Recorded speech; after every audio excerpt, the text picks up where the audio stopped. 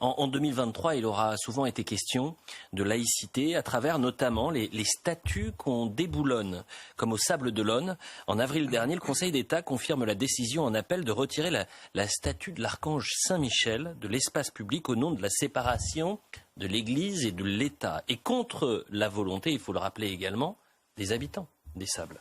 En outre, la statue de l'archange sera donc déplacée finalement de quelques mètres pour qu'elle soit au pied de l'église. Écoutez le maire des Sables d'Olonne, c'était en cette année 2023. Dans quel pays on vit pour qu'en 2023, dans une société qui est déjà en proie à certaines formes de tension, on en rajoute pour vouloir déboulonner des statues? C'est pas la dent dure, c'est un constat de tristesse en fait du maire que je suis.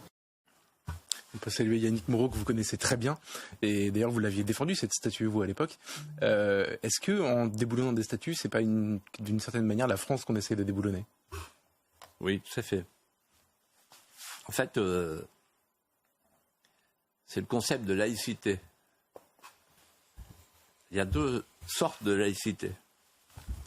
Il y a la laïcité qui déboulonne, la laïcité du vide, la laïcité de la table rase, qui éradique nos souvenirs, nos trésors, notre patrimoine, au risque, la nature ayant horreur du vide, de faire la place au wokistan et à l'islamistan.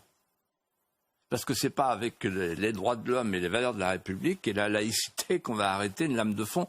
On a vu avec un sondage récent après Arras que la laïcité ne disait strictement rien à ceux qui n'ont pas la culture de 1905.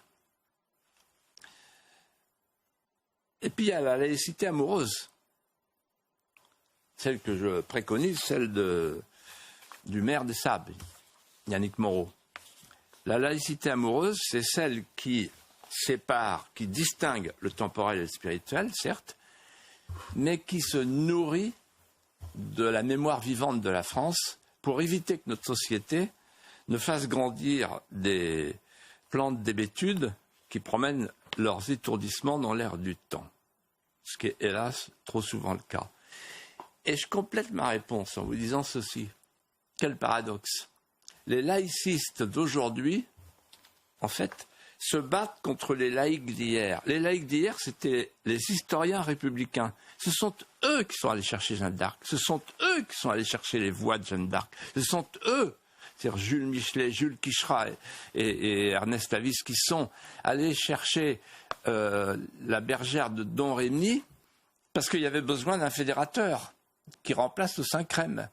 Et donc, ils sont allés chercher Saint-Michel et ils ont dit, pas touche, c'est sacré. Il y avait une sacralité d'incarnation. Et c'est ça qu'on a perdu. Alors, c'est fou de faire de l'antichristianisme primaire aujourd'hui comme on en faisait en 1905, parce qu'on n'est plus du tout dans la même situation. Et en faisant de l'antichristianisme primaire, on sert le wokisme et l'islamisme. La nature a horreur du vide.